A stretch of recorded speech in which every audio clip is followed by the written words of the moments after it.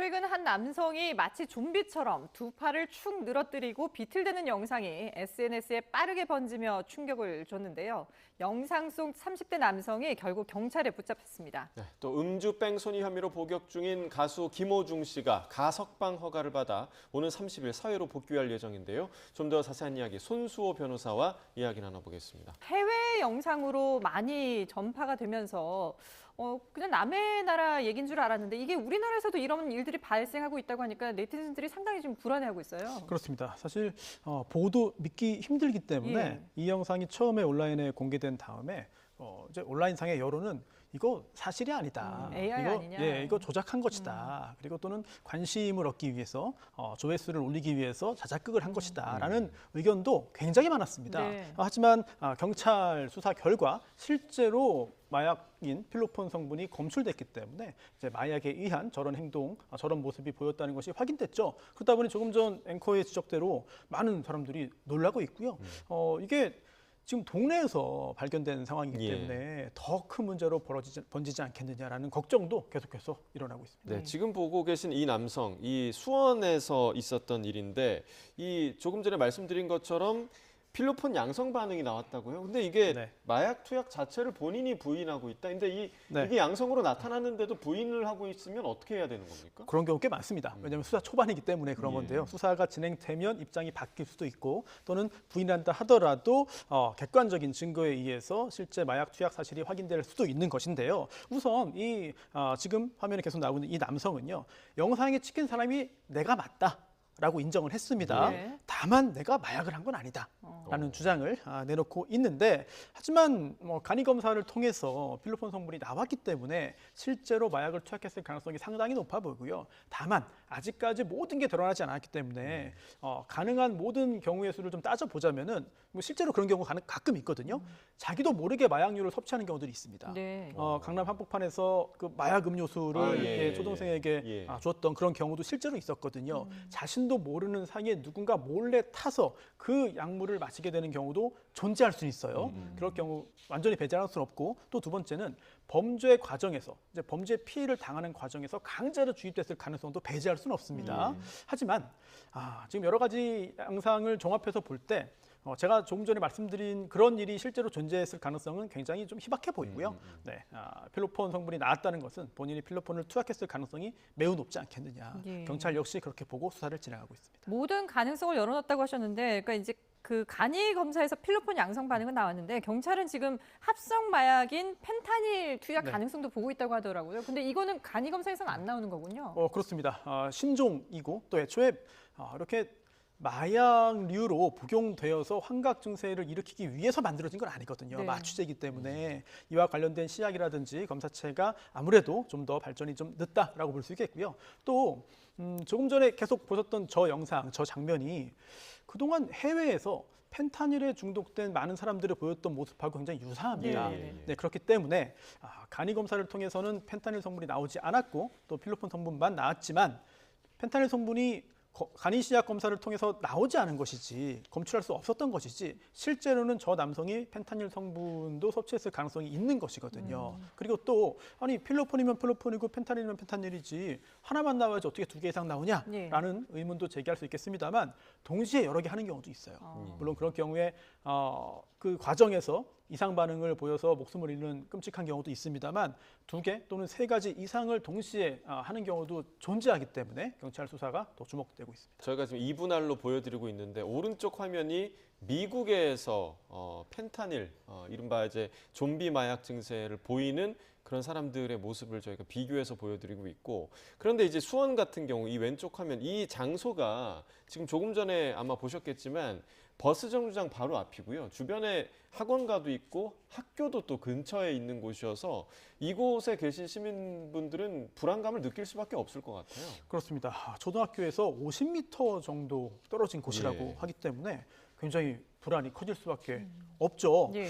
게다가 대낮이었습니다. 야간도 아니고 심야 시간도 아니고 대낮에 길 한복판 또 거주지와 가까이 있고 심지어 초등학교가 바로 옆에 있는 곳에서 저런 장면이 목격됐기 때문에 불안은 더욱 커질 수밖에 없겠고요. 또 하나 중요한 것은 과연 저 사람 한 명만이겠느냐. 그리고 저 지역에서 저 시간대에 저런 모습을 보였다는 것은 혹시라도 그 사람 주변에 해당 인물 주변에 동일한 상황에 처해 있던 다른 사람들도 혹시 있었던 거 아니냐. 네. 다만 그게 저렇게 외부에서 목격되지 않았을 뿐이지 훨씬 더 많을 수 있거든요. 예. 네.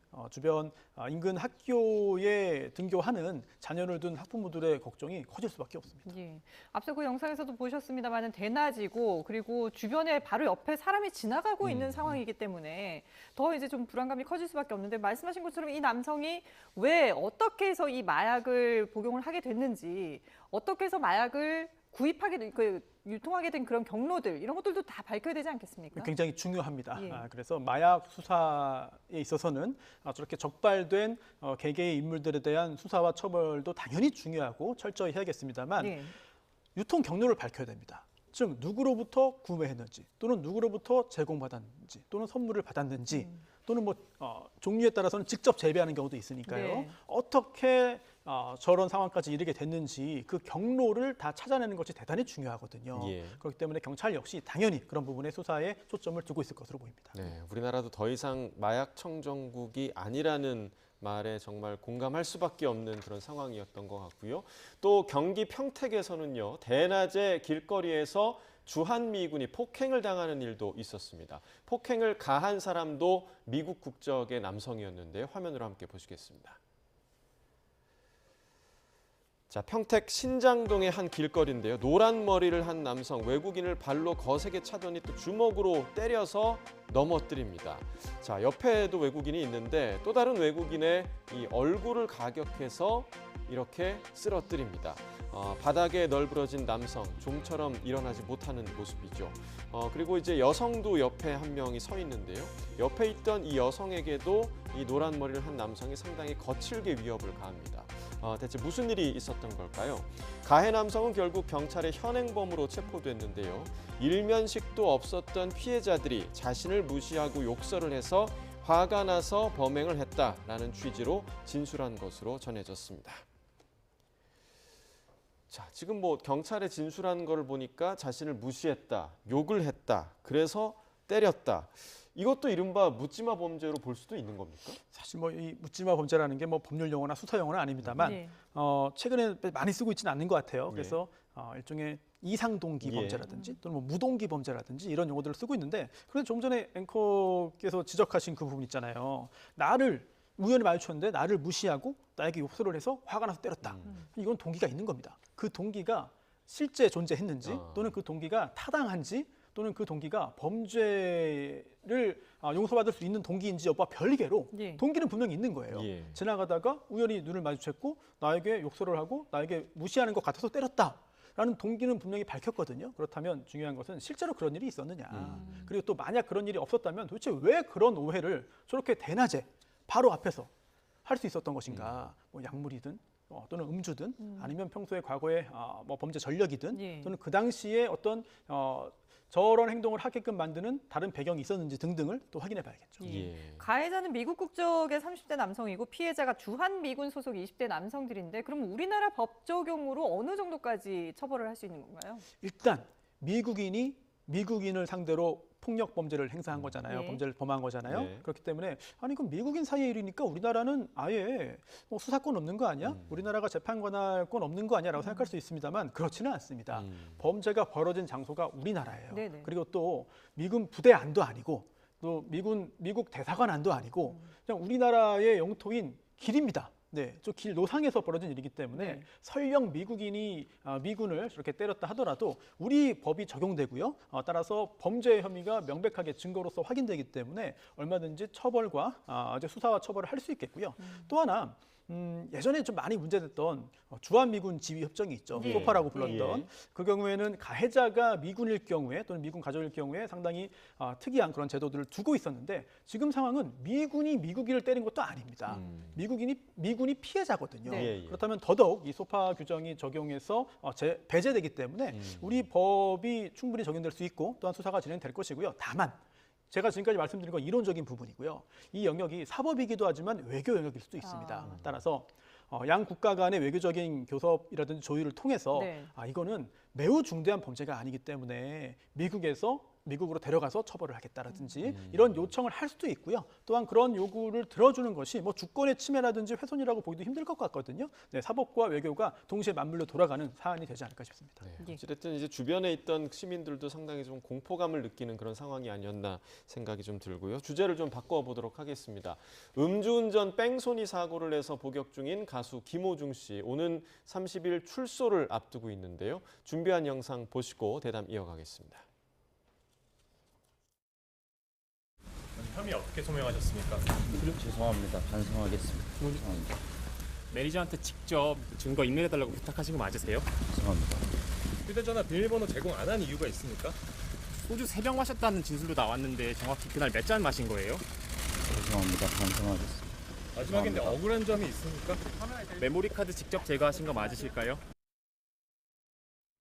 자, 2년 전 김호중 씨의 모습을 함께 보셨습니다. 만기 출소일이 올해 11월 24일이라고 하더라고요. 아직 지금 5개월 정도 남은 시점인데 가석방 심사를 통과를 해서 출소를 하게 됐어요. 그렇습니다. 징역 2년 6개월형이 확정이 됐죠. 1심과 2심을 거쳤고 대법원으로 상고하지 않아서 형이 확정이 됐고 이제 복역 중이었는데요. 뭐 징역형이 형기가 정해지면 만기 출소하는 경우도 많습니다. 하지만 가석방 제도라는 게 있거든요. 예. 그래서 미리 밖에 나올 수 있도록 해주겠다. 다만 그 기간 동안에는 또 여러 가지 제약들이 또 가해지는 것이죠. 다양한 목적이 있습니다만 이 가석방 제도의 가장 큰 배경과 취지는 사회 복귀를 원만하게 해주겠다는 겁니다. 즉 가석방 상태에서 사회에 점진적으로 복귀할 수 있도록 해주는 것이고요. 그리고 또 가석방 제도가 있음으로 해서 수용 생활 중에 조금 더 모범적인 생활을 할 수 있고요. 그리고 또 자신의 범죄를 반성하고 또한 교화에도 이를 수 있다. 이런 여러 가지 목적과 취지에 바탕을 해서 가석방 제도를 두고 있고 김호중 씨 역시 가석방 심사를 통과함으로써 가석방이 이제 예정되어 있습니다. 예. 근데 지난해 12월에 성탄절 가석방 심사 대상에도 올랐는데 그때는 부적격 판정을 받았는데 네. 6개월 만에 이렇게 바뀐 이유가 있을까요? 여러 가지가 바뀐 것 같아요. 우선 첫 번째는 그 당시에는 수용 생활이 모범적이지 않았는데 갑자기 6개월 동안 모범적으로 했다? 네. 그랬을 가능성은 좀 없어 보입니다. 아무래도 유명인이기도 하고 네. 그리고 또 이제 복역 후에 그리고 출소 후에 원만한 활동을 위해서 아마도 모범적인 수용 생활을 했을 것으로 짐작됩니다. 실제로도 그런 이야기들도 나오고 있고요. 다만 중요한 것은 복역 기간인 것 같아요. 전체 만기가 형량이 2년 6개월이잖아요. 네. 그런데 그 중에서 이제는 5개월이 남았습니다만 지난번 성탄전에는 그보다 훨씬 더 기간이 많이 남은 상태였습니다. 그렇기 때문에 물론 관련 규정에 따르면 3분의 1만 지나면 가석방 대상이 된다고 하고 있습니다만 현실적으로 그런 경우는 많지는 않습니다. 따라서 60% 이상을 수용한 경우에 현실적으로 가석방 대상이 되기 때문에 지난번 성탄전에는 아직 그 복역 기간이 길지 않았다라고 볼 수 있겠고요. 다만 지금은 충분히 다른 사례들에 비춰볼 때 충분히 가석방을 할 수 있는 그런 기간이 되었고요. 또한 어느 정도 복역을 했다고 해서 다 가석방 되는 거 아니거든요. 예. 김호중 씨가 비록 잘못은 했지만 수용 과정에서의 문제가 없고 또한 교화 정도가 눈에 띄게 보였다. 이런 부분들을 간접적으로 확인할 수 있지 않을까 싶습니다. 앞서 그 손 변호사께서 가석방이 되더라도 네. 원래 이제 만기 때까지는 어느 정도의 제약이 있다 이런 말씀하셨잖아요. 어떤 제약이 있는 겁니까? 네, 보호관찰 대상자가 됩니다. 그래서 보호관찰이라고 하는 것이 상당히 다양한 경우에 가해지게 되는데 이 가석방 된 경우에도 역시 보호관찰 대상이 되거든요. 그래서 일반적인 생활은 다 할 수 있어요. 하지만 가석방된 상황에서 혹시라도 뭔가 잘못된 행동을 예. 할 수 있는 그런 인물들과의 교제라든지 만남이 제약이 되고요. 그리고 또 보호관찰관이 계속해서 지도하고 감독을 하고 있거든요. 여기에 준수하도록 이제 규제가 따르는 것인데, 근데 한 가지 중요한 것은 그러면 아니 2년 6개월 다 채우고 나온 건 아닌데 네. 그럼 가수 활동할 수 있는 거냐? 콘서트를 열어서 영리 활동할 수 있는 거냐? 예. 팬들과 만나서 수익 활동할 수 있는 거냐? 또는 방송 출연할 수 있는 거냐? 물론 방송사가 불러줘야 되는 것입니다만 네. 제약이 없습니다.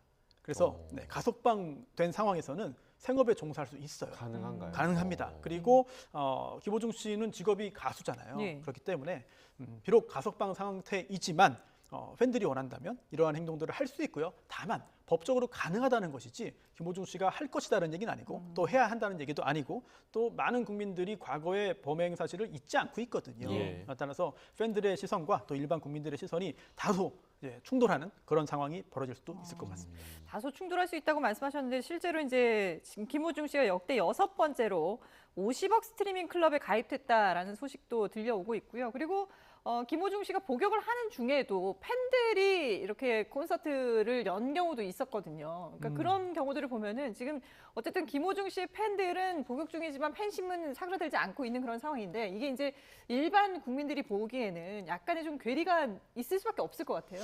사실 팬심이 사그라들지 않았다는 걸 넘어서 오히려 더 강하게 뭉치고 있는 게 예. 아니냐라는 생각이 들 정도인데요. 저도 사실 이 골드클럽 스트리밍 관련해서 잘 몰랐어요. 네네. 그런데 그러면 김호중 씨가 이번에 역대 6번째라고 하는데 그럼 그 전에는 누가 이러한 기록을 달성했냐? 이걸 봤더니 어마어마합니다. 방탄소년단도 있고요. 네. 예. 이명웅, 아이유, 엑소, 세븐틴 전 국민이 다 아는 그런 유명 가수들이 있었고 그 다음이 또 이제 김호중 씨거든요. 네. 그렇다면 어마어마한 팬층을 가지고 있다. 그리고 그 팬들이 정말 적극적으로 움직이고 있다라는 생각이 들고 그리고 좀 전에 그 앵커의 지적처럼 아주 강하게 추종하는 팬들도 있고 네. 또 반대로 아주 싫어하는 안티 팬들도 상당히 많이 있을 것으로 보입니다. 그런 상황에서 김호중 씨가 연예인으로서 아마 활동을 계속 이어나가겠죠. 네.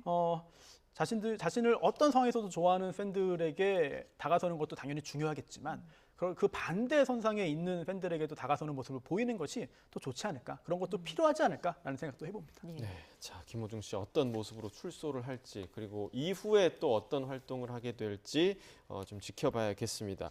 앞서 저희가 이제 2시부터 이만희 신천지 총회장이 구속 심사를 받는다라고 전해드렸는데요. 지난 4일에 피의자 신분으로 조사를 받았던 이만희 총회장의 모습을 먼저 보고 이야기 이어가겠습니다. 국민 여러분들 뭐라고 이 사람 사죄해야 하겠습니까? 정말 면목이 없습니다. 사죄를 위해서 여러분들에게 엎드려 사죄를 구하겠습니다. 이거 지금 박근혜 대통령 시계라고 지금 뭐 인터넷에 나오고 있다는데 사실관계를 좀 확인했습니다. 네, 그 부분에 대해서는 제가 파악하는 부분이 아닙니다. 죄송합니다. 네, 기억을 해보면 이때가 이제 코로나 시기 때였던 것으로 좀 기억이 되고요. 방금 뭐 보시긴 했지만 지금 이만희 총회장이 받는 혐의에 대해서 좀 구체적으로 한번 말씀해 주실까요? 네, 아직 유죄 판결이 나온 건 아니고 예. 앞으로 재판 절차가 남아 있겠습니다만 정당법 위반 그리고 업무방해 혐의를 받고 있습니다. 즉 2021년부터 24년 경까지 대통령 선거, 또 국회의원 총선거, 또 지방선거 이 경선에 영향을 미칠 목적으로 신도들이 국민의힘 책임당원에 집단으로 가입하도록 강요하고 지시했다. 이걸 이만희 총회장이 지시했다라는 혐의를 받고 있는데요. 실제로 그러한 일이 존재했다면 사실 정당 민주주의에 큰 영향을 준 것이고 예. 그리고 또 국민의힘이 굉장히 큰 규모의 정당이고 또한 당선 가능성이 높은 정당이다 보니 당내 경선을 통과하면 사실상 당선으로 이어지는 경우도 꽤 많이 있었거든요. 예. 그렇다면 사실상 국민들의 의사의 선택을 좀 왜곡한 것이 아니냐 이런 부분에 있어서 굉장히 중대한 혐의라고 볼 수 있겠습니다. 네, 이런 혐의에 대해서 이제 오늘 그 법원에 출석하는 장면을 저희가 생중계로 보여드렸는데 기자들이 질문을 했는데 네. 아무런 대답을 하지 않고 들어갔거든요. 그리고 이제 95세의 고령이다 보니까 지팡이를 짚고 옆에서 부축을 하고 그렇게 이제 법원 건물로 들어가는 모습을 보여드렸는데 오늘 그 구속 여부도 혹시 이 고령이라는 점이 어떤 좀 여부가 될 수 있을까요?